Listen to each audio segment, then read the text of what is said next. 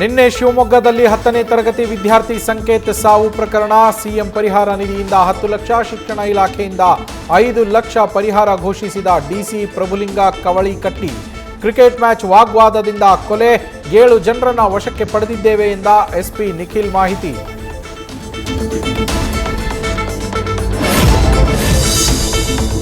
ಕಾರ್ಖಾನೆಗಳ ವಿಸ್ತರಣೆಯನ್ನ ವಿರೋಧಿಸಿ ಕೊಪ್ಪಳ ಬಂದ್, ಗವಿ ಮಠದಿಂದ ಪ್ರತಿಭಟನಾ ರ್ಯಾಲಿ, ಆಕ್ಸಿಜನ್ ಮಾಸ್ಕ್ ಧರಿಸಿ ಪ್ರತಿಭಟನಾಕಾರರ ಆಕ್ರೋಶ. ಜೇವರ್ಗಿ ಶ್ರೀ, ಸಾಣೆಹಳ್ಳಿ ಶ್ರೀಗಳು ಸಾಥ್.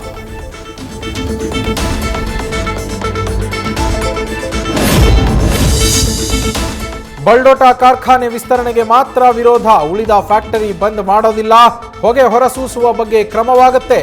ಶಾಸಕ ರಾಘವೇಂದ್ರ ಹಿಟ್ನಾಳ್ ಹೇಳಿಕೆ. ಇದರಿಂದ ರೊಚ್ಚಿಗೆದ್ದ ಪ್ರತಿಭಟನಾಕಾರರು, ಶಾಸಕ ಕಂಗಾಲು.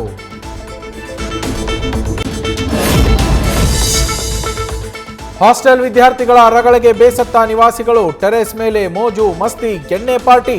ಬೆಂಗಳೂರಿನ ಕಲ್ಯಾಣ ನಗರದ ಚಳ್ಳಕೆರೆಯ ಖಾಸಗಿ ಹಾಸ್ಟೆಲ್ನಲ್ಲಿ ಘಟನೆ. ಇದರ ಬಗ್ಗೆ ಗಮನ ಹರಿಸಲು ಹೈಕೋರ್ಟ್ ಆದೇಶ.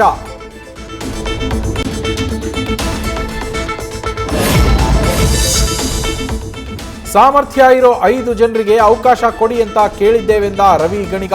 ಹೈಕಮಾಂಡ್ ಏನು ತೀರ್ಮಾನಿಸುತ್ತೋ ನೋಡೋಣ ಅಂತ ಹೇಳಿದ ಕದಲೂರು ಉದಯ್. ಅವರು ಕೇಳೋದ್ರಲ್ಲಿ ತಪ್ಪೇನಿದೆ, ಹೊಸ ಪೀಳಿಗೆ ಬೆಳೀಬೇಕಲ್ವಾ ಅಂತ ಡಿಕೆಶಿ. ಶಾಸಕರ ಪತ್ರದ ಬಗ್ಗೆ ಪ್ರಶ್ನೆ.